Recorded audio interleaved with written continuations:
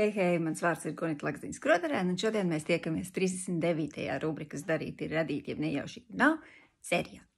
Šodien es vēlos jums pastāstīt par vienu no saviem izpausmes veidiem – zīmēšana.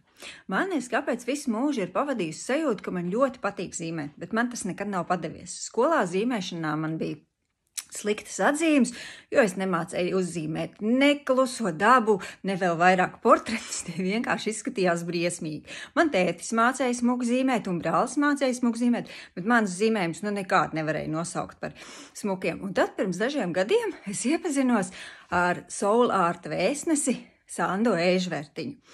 Soul art nav akadēmiskā māksla, šajās gleznās varbūt ne viss ir simetriski, ne viss ir proporcionāli, un tieši ar to laikam šis mākslas veids man paņēma. Man ļoti iepatikās spēlēties ar krāsām, un izrādās, ka šis tās arī sanāk. Tagad es jums parādīšu dažus no saviem zīmējumiem. Šis tātad ir pats pirmais gleznojums pie Sandas meistarklasē Mēnesis sieviete. Savukārt šis ir pats pirmais portrets, kuras radīju, un katru rītu ceļoties un skatoties acīs šai meitenei, es tieši tāpat kā viņa ar vienu brīnos, vai tiešām to radīju es.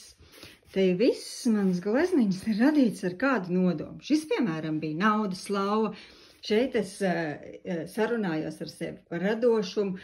Šeit ir dažādi eņģelīši, savukārt šī bija visinteresantākā glezna, jo šeit satikušies vairāki tēli, kur šķietam paši savā starpā nav ļoti saderīgi.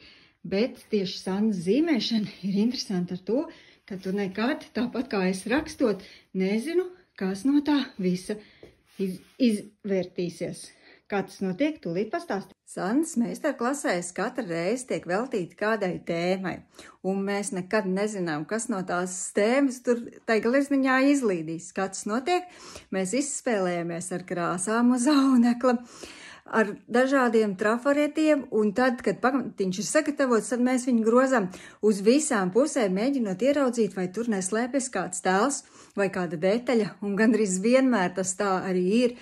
Tā, piemēram, bija ar manu naudas lauku, kuram es ieraudzīju pirmās acis, pēc tam parādījās pūrniņš, un tad jau ausis, vai, teiksim, saskatīju zīmējumā tuksnesī kalnu vai mēnesi.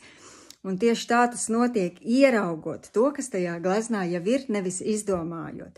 Tā kā, ja arī tevi interesē pamēģināt, sameklē Facebookā vai Instagramā Sandu Ēžvertiņu, pieseko un var iegādāties viņas meistarklases un darīt to jebkurā pasaules malā, jo tās ir pieejams arī attālināti. Tā kā paldies tev, Sanda, milzīgs, ka tu ienāc manā dzīvē un atvēri man šo krāsu prieku. Vairs nevar iedomāties, ka es tad, kad ir noskaņojums vai galīgi nav noskaņojums, neko darīt, varu izdauzīties ar krāsām uz audekla. Paldies un čau!